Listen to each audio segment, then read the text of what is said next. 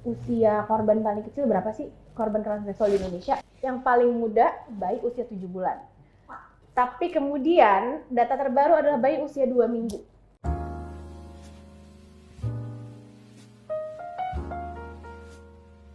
Halo, nama aku Neki dari komunitas namanya Perempuan. Perempuan ini adalah satu komunitas atau organisasi yang memberikan informasi soal pencegahan dan penanganan pelecehan seksual di transportasi publik. Nah, sekarang Perempuan ini ada dalam satu koalisi namanya Koalisi Ruang Publik Aman. Terdiri dari 5 organisasi. Selain Perempuan, ada Holabek Jakarta, Jakarta Feminist Discussion Group, Lentera Sintas Indonesia, dan Dear Catcallers. Kami fokusnya pada penghapusan kekerasan seksual di ruang publik. Kekerasan itu adalah segala hal yang mengandung unsur paksaan. Jadi aktivitas apapun yang memaksa orang lain itu artinya adalah kekerasan. Kalau seksual ini adalah yang bernuansa seksual atau melibatkan aktivitas seksual atau memberikan keuntungan seksual bagi salah satu pihak. Jadi kekerasan seksual itu adalah segala aktivitas yang berisi paksaan dan bernuansa seksual atau berisi aktivitas seksual, mengarah pada aktivitas seksual atau memberikan keuntungan seksual pada salah satu pihak.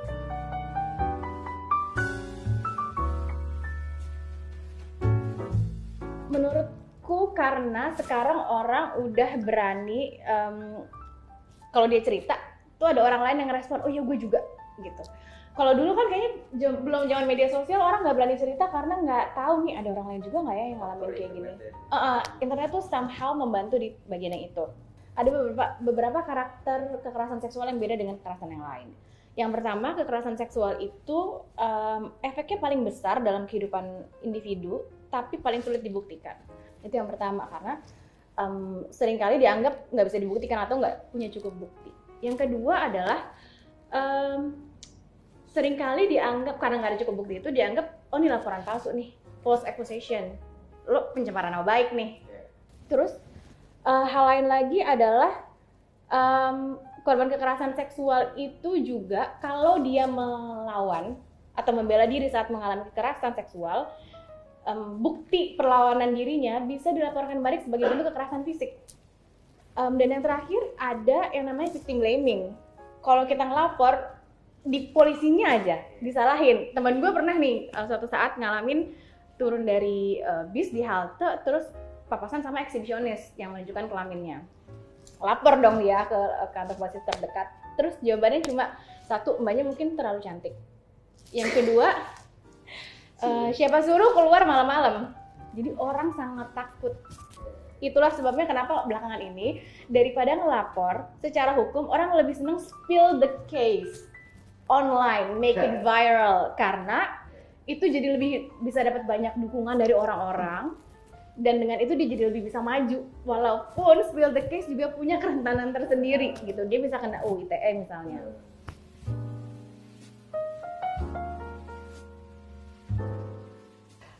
Kalau kita ngomongin soal biasanya apa aja sih aturan hukum yang biasa dijadikan rujukan kalau kasus-kasus kekerasan seksual, ada 3 biasanya. Yang pertama KUHP. Di KUHP sendiri, masalahnya adalah untuk perkosaan sendiri di KUHP terbatas. Hanya yang dianggap perkosaan itu adalah bila terjadi antara penetrasi dari kelamin laki-laki ke kelamin perempuan pada orang yang tidak dalam satu ikatan pernikahan.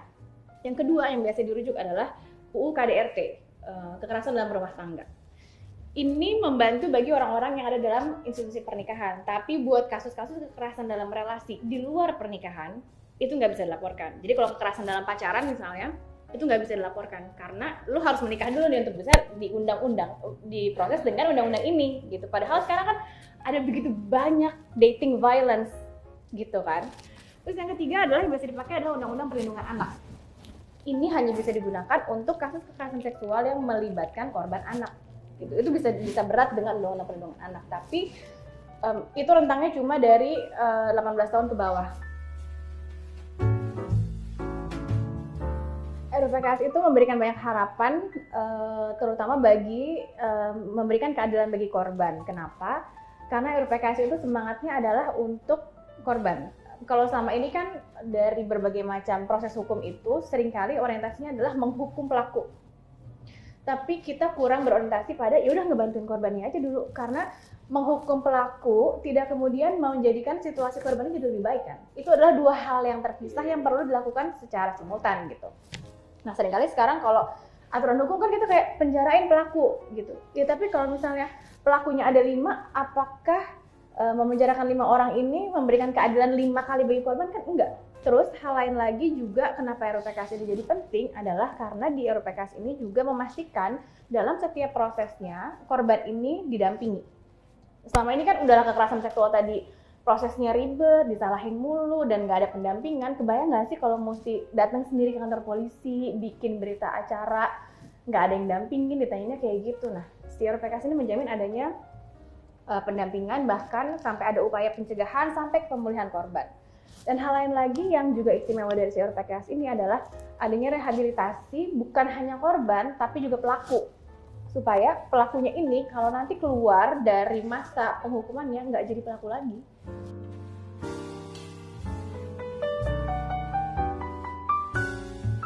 Yang pertama, P3K kalau misalnya kita mengalami kekerasan seksual adalah satu, maklumi diri saat kita mengalami shock.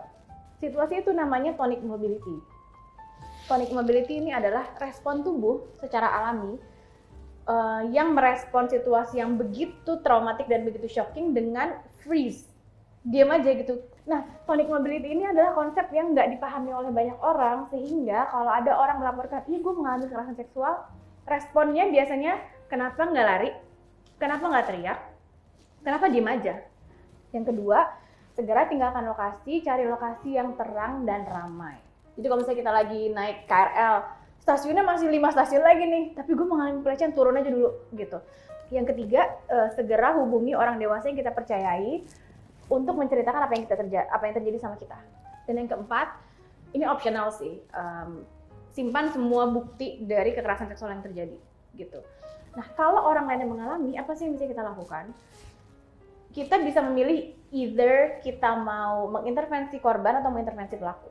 Tinggal dipilih aja. Tapi prinsipnya adalah yang pertama, pastikan bahwa prioritaskan keamanan diri sendiri. Kadang kan kita pengen, langsung hajar, ya baik-baik, taunya dia ada temennya, terus malah hajar kita balik, kan juga jadi nggak aman buat kita kan. Yang kedua, kalau mau mengintervensi pelaku, kita bisa dengan hal sederhana kayak misalnya nanyain, sekarang jam berapa sih? Atau nanti turunnya di mana sih? Kalau saya mau ke sini turunnya di halte mana ya gitu. Atau Bapak punya ini nggak ya, gue nanyain sesuatu yang mengintervensi supaya dia tahu, oh gue diamati oleh orang lain nih. Yang ketiga, kalau mau mengintervensi korban, kita bisa datengin dia terus kayak, aku ngelihat apa yang terjadi sama kamu, apa yang bisa aku bantu. Setidaknya nemenin dia.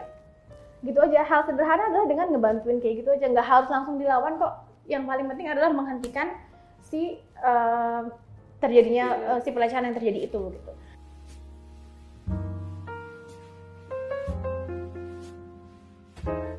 Sebetulnya ada beberapa bantuan. Biasanya kalau ada orang yang nge-DM ke akun perempuan, biasanya kami nanya butuh bantuannya apa. Seminimal-minimalnya ada 3 jenis bantuan. Psikologis, medis, dan hukum. Biasanya kami merekomendasikannya yang prioritas adalah yang psikologis. Kenapa? Karena kalau kita belum bisa mikir jernih, kita nggak bisa ngambil langkah apa yang strategis buat kita. Jadi yang penting pertama yang diprioritaskan adalah bantuan psikologis. Untuk bantuan psikologis ada organisasi namanya Yayasan Pulih yang memang dia fokus pada membantu korban kekerasan. Yang kedua, kalau mau layanan hukum, teman-teman bisa ke LBH Apik yang memang biasa untuk membantu korban kekerasan juga. Kalau untuk bantuan medis bisa ke PKBI. Mereka memang menyediakan klinik-klinik yang bisa diakses oleh korban dan sama sekali nggak judgmental, sama sekali nggak akan menghakimi, kok kamu begini pakaiannya kok, nggak akan, sudah pasti clear. Lalu yang keempat ada organisasi namanya SafeNet buat membantu teman-teman yang mengalami kekerasan seksual online. Kan sekarang lagi banyak ya kekerasan seksual online, apalagi di masa pandemi gitu. Itulah kenapa di masa pandemi ini ada 4 jenis kekerasan yang meningkat. Yang pertama kekerasan berbasis gender online, makanya tadi aku sebut nama SafeNet karena mereka ngebantuin itu. Yang kedua, meningkat juga kekerasan dalam relasi di ruang privat, KDRT maupun kekerasan dalam pacaran. Yang ketiga, ada kekerasan dalam bentuk kekerasan seksual yang lain adalah kehamilan tidak direncanakan. Dan yang keempat, lagi ada yang diantisipasi, ada gelombang perkawinan anak karena ada begitu banyak orang tua yang di PHK. Sementara keluarganya butuh mempertahankan keadaan ekonominya sehingga anaknya dikawinkan. Atau teman-teman kalau mau nyari organisasi yang lain, ada juga namanya pengada layanan. Jadi dia adalah organisasi yang menaungi LSM-LSM seluruh Indonesia yang menangani korban buat teman-teman yang butuh bantuan offline.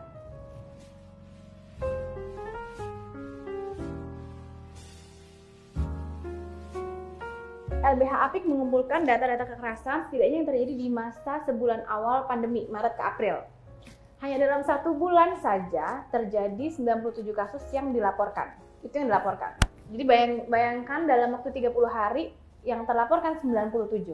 Artinya dalam sehari minimal ada 3 kasus kekerasan. Nah, ranking paling besarnya adalah KDRT. Seperti yang tadi disebutkan ya, kenapa KDRT? Karena semua orang pada di rumah gitu, di rumah dengan pelakunya sehingga dia berpeluang mengalami kekerasan lebih banyak. Yang kedua, kekerasan gender berbasis online tadi, dari offline pindah ke online. Yang ketiga, pelecehan seksual. Lalu yang keempat, kekerasan dalam pacaran. Yang kelima, pidana umum. Dan yang keenam adalah perkosaan. Gitu. Jadi rankingnya adalah itu, yang tadinya offline pindah ke online, yang tadinya di publik pindah ke private. Jadi kira-kira datanya untuk 1 bulan aja 97 kasus gitu. Tapi yang sampai sekarang sih belum ada data terbaru lagi dari situ.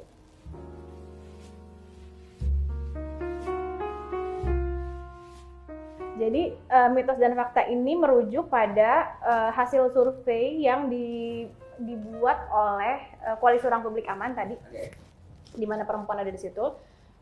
Kami bikin survei pelecehan seksual di tahun 2018 yang rilis di tahun 2019. Ini ada beberapa mitos fakta yang terjawab. Aku perlu menjelaskan dulu, itu survei seberapa banyak sih yang isi gitu. Survei ini melibatkan 62.224 responden se-Indonesia. Kalau dilihat dari usianya kan banyak orang yang mikir, mungkin kekerasan seksual cuma dialami sama orang dewasa kali ya. Faktanya dari hasil survei kami itu, lebih dari 50% mengalami kekerasan seksual pertama kali di usia 16 tahun. Terkait dengan usia, tadi kan 16 tahun ya, terus biasanya kami juga menjelaskan kalau misalnya lagi diskusi gitu, nanya menurut teman-teman kira-kira usia korban paling kecil berapa sih korban kekerasan seksual di Indonesia, usia yang paling tua berapa sih gitu. Yang paling tua itu adalah nenek usia sekitar 70 tahun. Yang paling muda tadinya per Februari atau Maret aku lupa, itu adalah bayi usia 7 bulan. Tapi kemudian data terbaru adalah bayi usia 2 minggu. Ini setiap kali gue cerita gini gue selalu merinding karena kayak gue nggak habis pikir sama orang yang masih menyalahkan pakaian korban, karena faktanya di rentang usia yang paling pojok dan paling pojok itu tuh terjadi kekerasan seksual. Kira-kira pakaian seperti apa sih yang mereka pakai yang bisa dianggap menggoda? Nah, yang kedua, kalau ngomongin soal lokasi kejadian dan waktunya gitu. Orang mikirnya, ya lu abisnya keluar rumah malam-malam sih, makanya mengalami pelecehan seksual. Nah, dari hasil survei itu menunjukkan justru ranking pertama itu justru bukan di malam hari loh, tapi siang ke sore hari. Mitos paling utama, ini gue rada ngegas nih ya, mitos paling utama yang biasanya ada dalam kasus kekerasan seksual adalah pakaian, ya kan? Seringkali dianggap kamu kurang menutupi aurat, makanya mengalami pelecehan seksual. Aduh, tapi datanya mengucapkan hal lain. 5 besar ranking pakaian yang digunakan oleh korban yang isi survei saat mengalami pelecehan seksual. Yang pertama adalah rok dan celana panjang. Yang kedua hijab. Yang ketiga baju lengan panjang. Dan yang posisi keempat kelima sama presentasinya seragam sekolah dan baju longgar. Itu menunjukkan bahwa ini yang jadi korban tuh bukan orang yang pakai baju terbuka atau ketat atau super dress yang mini gitu kan ya, enggak. Di mana sih lokasi yang paling banyak terjadi kekerasan seksual, pelecehan seksual itu? Posisi pertama jalan umum. Makanya banyak banget kasus begal payudara misalnya, karena emang jalan umum gitu, di mana orang nggak banyak pengawasan gitu. Yang kedua, transportasi umum termasuk halte dan stasiun. Yang ketiga, sekolah dan kampus. Kan menarik ya, bagaimana institusi pendidikan jadi salah satu ruang publik yang nggak aman. Oh, satu lagi mitos yang gue lupa. Orang sering mikir kekerasan seksual cuma terjadi pada perempuan. Faktanya di tahun 2018 KPAI bilang bahwa paling banyak jadi korban adalah anak laki-laki. Salah satu mitos yang juga sering kejadian adalah orang menganggap bahwa kekerasan seksual yang dialami oleh korban adalah balasan dari Tuhan atas perbuatannya di masa lalu.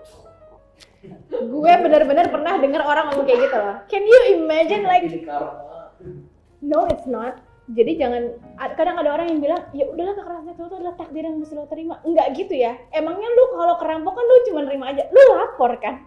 Karena ada ketidakadilan yang lo alami, ada sesuatu yang diambil dari diri lo.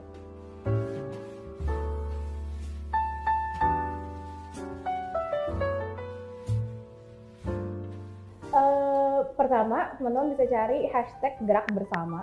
Itu buat teman-teman yang selama ini akun-akun yang menyuarakan soal kekerasan seksual. Yang kedua, nanti di captionnya bisa dikasih ya nama-nama akunnya anggota Koalisi Ruang Publik Aman yang tadi mengeluarkan survei di tahun 2019 ini.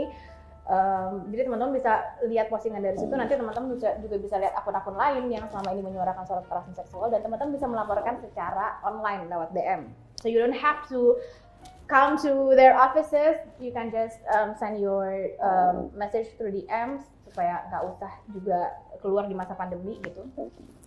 Atau kalau misalnya teman-teman mau ikutan berdemo, setiap Selasa ada aksi di depan DPR. Kalau teman-teman mau ikutan aksi menyuarakan pentingnya RUU PKS ini, tapi the least that you can do adalah tadi cari banyak-banyak informasi dari akun-akun itu, sebarluaskan. Mungkin modalnya cuma jempol sama kuota doang kok, tinggal posting, repost. Kadang hal kecil yang kita lakukan tuh bisa berdampak besar. Hal lain juga yang bisa teman-teman lakukan, teman-teman bisa klik link yang ada di bio-nya Perempuan. Itu isinya booklet panduan pencegahan dan penanganan pelecehan seksual di transportasi publik. Teman-teman bisa baca, teman-teman bisa sebarin sebanyak-banyaknya. It's free, you can just download it dan sebarin ke banyak orang, karena bisa jadi selama ini orang nggak ngebantu karena mereka nggak tahu caranya ngebantu.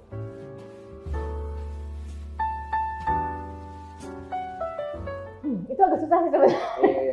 Karena ini sebelum gue karena itu emang ditunda, jadi there's nothing we can do.